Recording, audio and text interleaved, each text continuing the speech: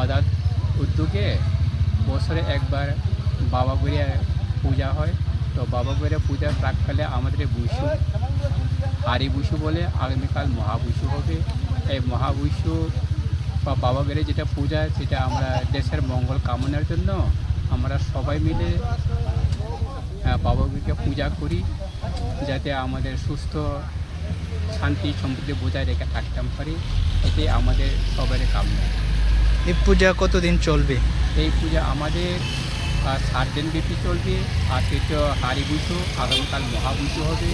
মহাবুঝো হওয়ার পর 7 দিন ব্যাপী পাড়ায় পাড়ায় আমাদের বাবা গড়িয়া পরিক্রমা করবে। পরিক্রমা শেষ হওয়ার পর 7 দিন করে 21 তারিখের মধ্যে আবার এই আমাদের খেরফাং এই বাড়ি এখানে আসবে। তারপরে 7 দিন পরে আমাদের সমাপ্ত হবে। মূলত এই পূজাটার আজ উদ্দেশ্যটা কি? এই পূজাতে উদ্দেশ্য হচ্ছে আমাদের যেটা জমাতিয়া সম্প্রদায়ের আমাদের কৃষ্টি সংস্কৃতি পরম্পরায় প্রথায় এগুলি মেনে চিরাচরিত প্রথাতে আমরা পূজা পাঠ করে আসতেছি এবং আমাদের সবাই মঙ্গল কামনার জন্য আমরা এটা বাবা গড়িয়া স্পেশালি বাবা গড়িয়াকে নিয়ে আমরা জমাতিয়া সমাজ গঠিত হয়, কিন্তু সবারই দেশের মঙ্গল কামনার জন্য আমরা এই পূজা করে থাকি সবাই মিলে। 7 দিন থাকে পূজা আর কি।